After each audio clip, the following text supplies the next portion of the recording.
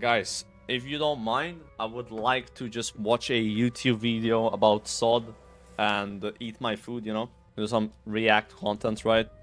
If that's cool, because I'm starving, man. I've not eaten much today because I was a dentist, so I couldn't eat. I'm gonna park my character here, and we're gonna react to this video that I was gonna show earlier. Season of Discovery has problems. Let's talk about them. Okay. Let's see what this video is about. Season of Discovery so far has been one of the best times I've had in World of Warcraft in a long time. Same. Seeing vanilla content but with some adjustments really has made it into a whole new experience. Be that through the level cap at 25, the new content, or of course the rune system. It for sure has been an overwhelmingly positive season so far, but not without issues. And these aren't just issues that exist because we are level 25 either. In fact, I believe in most cases these will continue to be things that we see reoccur throughout the season. I also think we have giving feedback and players' hopes and wishes to thank for Blizzard really committing to this season in the first place, so why not carry on doing that now? Let's go over the problems Season of Discovery currently has and what can possibly be done about them. But first, a quick word from today's sponsor, Aeon Classic. As a channel that's focused pretty much entirely around the re-release. Make sure to check it out, boys. Their in-game items. Many thanks to Aeon Classic for the sponsor today. Let's get back to WoW. So I want to start on the PvP side of things. It's an area of the game that's designed to cause friction between players, just not in the way that it's happening at the moment. First up, I have to talk about just how the battle for Ashenvale has worked so far this season. It has not been great, and that's if I'm being nice. Blizzard have already said they're planning on making the Stranglethorn Vale PvP experience completely different in Phase 2, and taking as many learning points as possible from the battle for Ashenvale, but I still feel as though we're getting an update every single day on how they're fixing it next. First of all, we could just stack raids on the enemy leader, and the event ended within the space of 30 seconds. Then the percentage on battle started randomly going down, so you would sit there for 20 minutes waiting for it to start. Then the bosses would bug out and either become untargetable or the game would not register them as having been defeated. Even worse. Made the last boss impossible. Then the percentage progress of the battle would reset to 0 from about 50-50 because the battle on the bugged layer had finally ended. Oh, and aside from that, there isn't really any PvP in this event either. People just gather up in one big death ball zerg and run from one boss to the next. Is that everything? Did I cover all the bugs so far? I mean, I do appreciate Blizzard trying to fix this up and getting it working, but man, this must be eating into so much of their development time. I wish they could focus on more class balancing and making the best content possible and runes for the next phase, not having to fix an event that might not even be relevant in 2 months, several times per day. The battle for Ashenvale did sound super cool, and maybe it can be redeemed and show what it should have been from the start, but so far it has really not been a high point of the season. And what's happened to this event is pretty much because of how predisposed people are to min-maxing and doing whatever yields the best rewards as soon as possible. For the battle for Ashenvale, it's very much a race against the enemy faction. You want to defeat all of the bosses as soon as possible to get the best reputation gains, and then people go on to use those rep gains to buy the Ashenvale mount and tons of really powerful gear. Some people have even carried on doing this to Revered so far. But speaking of PvP and min-maxing, this gets me on to my next point. Premades in Battlegrounds. Oh no. You know, I made a video back during Classic going over this exact topic. I thought it was a mistake then. I have not changed my opinion. In short, for Warsong Gulch at the moment, you can queue up as 10 players with full consumes, a stack comp, amazing gear, and be matched against 10 randoms with whatever gear they have, who might not even have a healer between them. Vanilla was made before the time when it was super common to min-max, and it really does show sometimes. I do get the upside of premades though. It's a social game, you're grouping and playing with others, that's fine, and it gets you towards your goal faster. But the overarching problem with it is just fun. If in order for you to have fun, somebody else has to not have fun, you've got a problem on your hands there. And being matched as randoms into premades, it's just game over when the gates open. It's not fun at all. You get rolled in the first fight in mid, and then you get graveyard camped until they decide to cap 3 times. It's so true, why though. not join or make your own premade? That is the obvious answer. And premade versus premade is actually fun? Well, time is usually the answer. Right now we have a really casual friendly version of World of Warcraft with a level cap of 25. You'll have people who could never make the grind to 60 seeing the end game content now because things have been slowed down so much. And saying if you want any semi-decent PvP you need to assemble a group just is not realistic in my opinion. In fact, as we go on, I bet you'll be seeing more and more complaints over the state of Premade versus Pug. Also worth a mention that ranking has changed how it works too. The whole concept of needing to grind so high you could fix your own honor cap, bracket breaking, bracket stacking, that's all gone. In short, there is a max number of honor you can gain per week that will advance your rank, and you can only go up a certain number of ranks per week too. It's not like you can go from 6 to 14 or something. They explained all of this in a blue post here. Unfortunately, I am lacking in a degree in mathematics, so as usual, the vanilla ranking system is completely mystifying. I did find an add-on, however, called Ranker, which pretty clearly displays where you are at, as well as what you need to grind to hit the next rank. It also has a what if mode, so you can look at your future grinds too. So, to be honest, I'd just use the add-on instead of trying to get your head around how the maths actually works. Oh, also, you can't drop ranks through decay anymore. But reminder, the rank cap is 3 at the moment, and we already have complaints of Premade versus Pug when you can get to rank 3 in 2 weeks with not a very large amount of effort. So this will be... By the way, be careful. You can still get dishonorable kills. So if you're like in a 40-man raid on Zorim and someone kills the NPC that gives a quest for Alliance, you will go down to rank 2. Everyone in the raid. So be careful about that. Become more noticeable as the season progresses, the level cap goes up, you can gain more ranks, and people need to grind more for those ranks. So what should change? Well, the obvious answer is splitting the queue into Premade versus Premade and Solo versus Solo. Now, honestly, I'm not sure if I like this. You see, most Premades are not in it for the PvP. If Blizzard removed the cape reward from rank 3, the number of Premades you would run into would halve overnight, if not more than that. I believe the majority of Premades are goal-oriented players looking to hit their objective as soon as possible, in which case Premading gets you the most honor, so it's the best way. But that's coming at the expense of other players' experience within Battlegrounds. In other words, Premade versus Premade is only for people who actually enjoy PvP, believe it or not. And I think if this existed, it would only pop at peak times. The rest of the time, it would be kinda dead. And even then, what does Premade versus Premade imply? What if I queue as 3 players and I get matched with another Premade of 2 and then 5 versus a 10 stack? The 3 Premades that might make up my group are more organized than your usual Pug, sure, but it's unlikely we are as organized as the 10 players together. I think the way to do it, if they were to truly change anything, would be to limit how many players can Premade into a battleground. You'd probably also have to put in a randomized delay for the queue to pop, and to prefer matchmaking groups from different realms too, as there are still some creative ways to Premade across different groups, which used to exist in Classic. And if you still do want your 10 versus 10, wargames exist, right?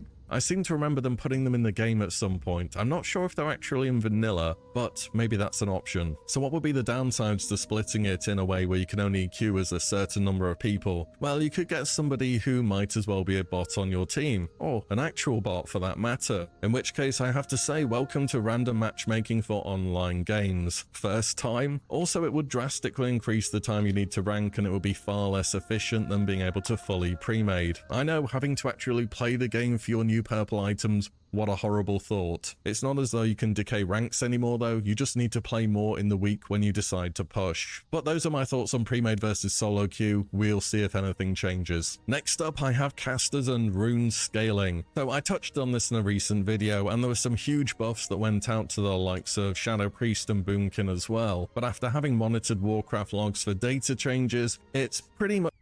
Man, is Enhancement Shaman this bad? What the hell? Confirmed what I thought. If you are a caster and you can't do the majority of your I'm healing surprised, or damage dude. through runes, you're just going to underperform in raids for the whole season. Things may get better after 60, but let me explain what's up here. So in vanilla, we have spell ranks. At certain levels, you go back to your trainer and buy them. For physical damage dealing classes, the increase in power on spell ranks is pretty minor. Your heroic strike or sinister strike may gain a few extra points of damage. This is because the majority of your ability scaling in many cases is tied to your weapon's damage or your attack power. Now, physical classes can already access weapons which are far and away beyond the power curve for us being level 25. Notable examples are Verigan's Fist for paladins from that class quest, Fathom Blade, and of course the new epic sword. And many physical damage dealing runes are again centered around weapon damage or attack power, so this is why physical classes are looking pretty good at the moment. But casters, however, going from one spell rank to the next can increase an ability's damage by upwards of 50% in some cases, and these level caps can put us in very awkward positions. For example, I believe all of Frostbolt, Lightning Bolt, and Shadow Bolt are ranks learned at level 20 at the moment, which is making specs that use those abilities very weak when compared to She looks really mad, boys. others. But wait, if we go to Warcraft logs, Warlock is the top performing caster. How can that be if Shadowbolt is garbage at level Because of Incinerate. 25? Well, the simple answer is nobody's using Shadowbolt. All the locks in Raid are playing Destruction using Incinerate and Chaos Bolt for their damage. And the real key to their damage is that they are able to use these two runes almost entirely for their throughput. Runes are far better than any of your class abilities for two reasons. That's One is crazy. they cost a base mana, not a flat amount. Incinerate costs about half what Shadowbolt does, and it does more damage. The second reason is runes are That is a problem, man. That is a problem, bro. Like, listen, bro. You gotta look into this. You can't be having runes being the only way to press your spells, man. Like, you know, like, what about Shadow Bolt, dude? Like, you're never gonna use Shadow Bolt again. We wanna be using Shadow Bolt with the AoE rune that shoots 5 Shadow Bolts. That'd be kinda cool, right? For sure, man. scaled to your AoE level. Shadow You'll Bolt. notice when you get a rune, you don't have to go and learn ranks. It just gets more powerful as you level up. So Warlocks are able to use 2 abilities with a reasonable mana cost, which are scaled to deal damage as if they were level 25. And this idea of how dependent casters are on spell ranks is very consistent. Fire Mages get rank 5 of Fireball at level 24. That's nearly as good as that ability it's pretty can be. decent. As a result, they're doing pretty well. For Arcane Blast, that's a rune, so it's scaled to 25. And even if we go and look at healers for both Resto Druid and Priest, Whoa, mage healers are the worst. No, listen. Mage healer is good, guys. Alright? Like, these guys just don't know how to play, bro. Like, come on, dude. Come on, bro. Come on, dude. This is 2 weeks old, okay? They buffed Mage Living Flame anyway. they are both doing amazingly. That's okay. Why? Resto Druid's vast majority of healing is done through Wild Growth, and Priests have Prayer of Mending, Penance, and Circle of Healing, whereas Shaman and Paladin are stuck casting vanilla spells for the most part, and those spells are just weaker. And even when we're 60 and we have all our spell ranks, runes are still just going to be better because of their mana cost. And if we go back to looking at the recently buffed Moonkin or Shadow Priest, they're still low down on damage because even though their runes got a buff, triple damage in some cases by the way, they still have to rely on casting vanilla spells. So what is the fix to this then? Yeah, but this is like 2 weeks old logs he's looking at, guys. So keep in mind, like they buffed Shadow Priest, they buffed them again today, and they buffed also other classes. So those are old logs. Well, Yeah. we could delete spell ranks and make every single spell based Nah, off of your no. Look. Nah. Yeah, let me show you, dude. Like, look. So if you see, this is what it looks like, right? Now we come here. I show you this. I teach you something, guys. And then you come statistics. You don't see last 2 weeks. You see the last week.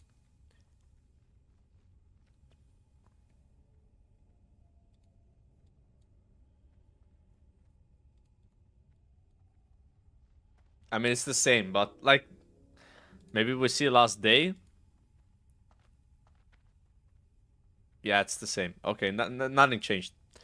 That's a rune, so it's spells. So what is the fix to this then? Well, we could delete spell ranks and make every single spell based off of your level instead. That's what they did in Cataclysm, by the way, and I know that ain't about to happen. More realistic is make future runes, or existing ones, alter vanilla spells to bring them up a little notch in some way. Here's a few modifications I can think of that could be used to improve a whole variety of vanilla spells. Allowing damage over time effects to crit, making abilities deal more damage based off an enemy's health, direct damage spells are leaving a dot behind.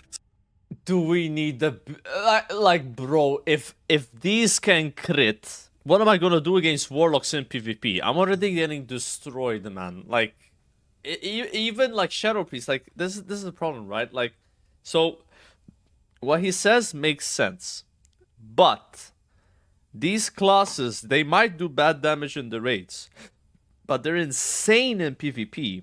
Look at Red Paladin, right? They're not the best in PvE, even with Divine Storm and stuff, but they're the best in PvP. They were already good at PvP, so they got too good at PvP now. So unless Blizzard starts doing what they do in retail, where they have an ability, corruption, okay? You put corruption on an NPC, it deals 1000 damage. You put corruption on a player, it deals 500. They scale the abilities based if it's a player or an NPC. Then it's okay. But they don't have this right now. The only thing we know about that is that in Warzone Gulch, everybody takes 25% less damage from players, except Hunter Pets, apparently. They have done something like that in Warzone. Everybody just takes 25% less damage. But that's kind of dumb because it hurts warriors a lot, because then you get no rage, you know, when you hit someone. Cool story, Bob. Right? So if they want to consider like balancing PvP while still like buffing stuff in PvE and not caring if it's gonna have a negative impact in PvP, like, you know, Shadow Priest being too OP, then they have to do this. Otherwise, it's gonna be like what's it called? Whack-a-mole. You know, like, yeah, you fix something and then you break it somewhere else, you know, like, it's just gonna be a big problem moving forward, right? Like, oh, we can't buff this because then it's too good here. You have to have the balancing for PvP, right? Like, you can't consider, there's no way you can make dots crit and then think it's not gonna be ridiculous in PvP, because it will be. But if you lower the damage that the dots do in PvP, then it's fine, right? I don't know if Blizzard's gonna do this though. Straight up reducing mana costs, maybe even cast times in certain cases, and using existing runes to buff certain desired class identities. A great example that's already been done in the game was the changes to Deadly Brew for rogues. This fixed issues around poisons having charges, as well as sharing certain buff slots. Now you just put this rune on and you're good to go. You don't have to worry about poisons anymore for damage. Another example, which isn't in the game but I thought up, imagine if for Shadow Bolt Volley, it also made Shadow Bolt restore some of its mana cost when it crit. Either way, I think there's room for improvements on casters as a whole, because I'm just saying, if warriors are doing this well at 25 already, oh boy, it's gonna be vanilla all over again by the time we're 60. Next is something you've probably seen start to take off on your server, and with such a low level cap, they're even more visible than normal. Bots. It's an unfortunate thing that happens to each and every MMO. Wait, that is that bot just buying the shoulders on the vendor and selling them on the auction house?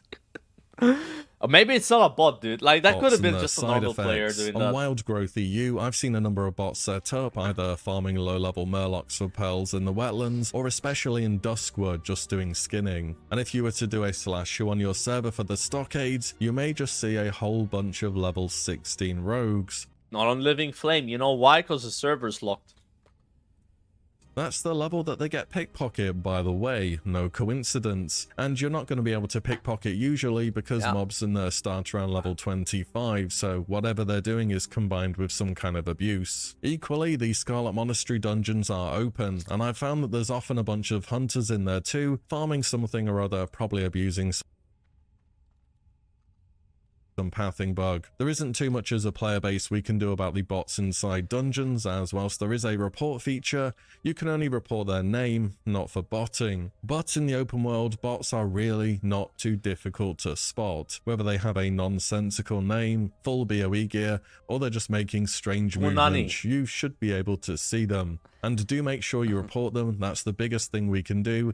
and it does work. I've already had some of those mails coming through saying that a bot has been banned One because mail. of your report. Finally, I've got 1 or 2 quality of life things which I wouldn't be opposed to. It's not 2019 vanilla anymore. The literal purpose of this season is to change stuff and see what's well received and what isn't. And you can put some stuff into the game without making it into retail. And you know, I wish people would stop saying adding certain things into the game makes it into retail, because it really doesn't. These two games are so different in almost every way possible. If instead people said it makes it too different from vanilla, yeah, okay, I can get behind that, that's fair enough. Anyways, 3 main things for me. I don't know how possible these are, but I figured I'd just throw them out there in the video. Number 1 is instant mail, at least between characters on the same account. The biggest benefit you'll get out of this by far will be when you get one of those supply crates, you can hop over to your bank alt, buy whatever you need, send it to your main, get your main to a mailbox, fill the supply box, and then carry on with your day. And it's a whole lot easier to get to a mailbox than all the way back to an auction house. And they did make the filled supply boxes non-unique too, in case you didn't know, so this seems like a bit of a no-brainer. Other big benefits include being able to send items for professions to your main for leveling, consumes for PvPing or raiding if you're in a pinch for time, and so on. The downside is, it wasn't like that in vanilla, I suppose. That's pretty much it.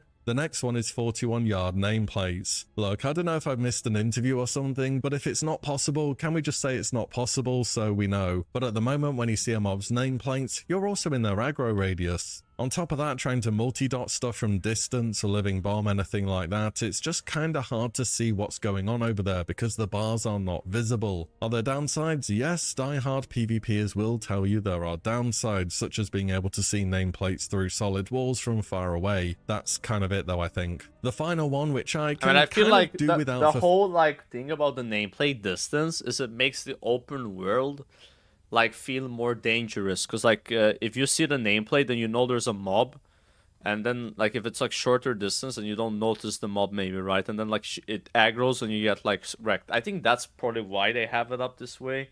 I don't see any other reason. Maybe it is a PvP thing. I think it will become noticeably better in phase 2 is dual spec. It's Season of Discovery. Your talents make up for a big chunk of your power. Mixing and matching stuff is a lot of fun, and I think it should be encouraged. Now, at the moment, we are level 25, and we really can't get that far into our talent trees. For a bunch of classes, you could pretty much randomly assign your talents, put your runes on for the spec you're playing, and you're probably about at 70 to 80% of your normal power that much of an impact that you would have been with proper talents, because runes are OP.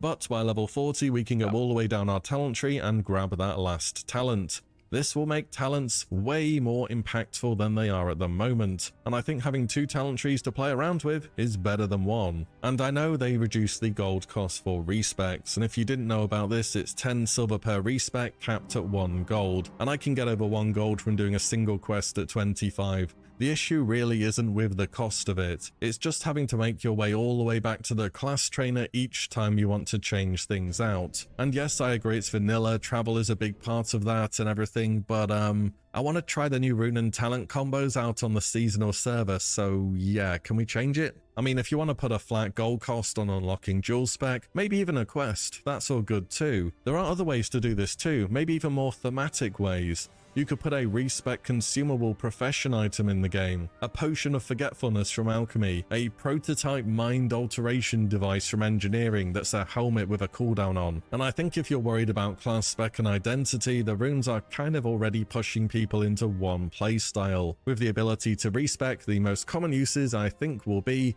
a healer to swap to DPS for a certain raid boss, or vice versa, or just people wanting to PvP putting on a proper spec. But that is all I have at the moment. Feedback and just asking for stuff got us to where we are at the moment, so I thought I'd just throw in a few thoughts here today. Let me know your thoughts on the video, on the issues I've gone over here. Do you agree with them? Do you think we should hold tight a bit and see how things are at level 40? Drop it in the comments down below. And as always, good video, thank you all so much for watching and listening in, and I'll see you on the next one very soon.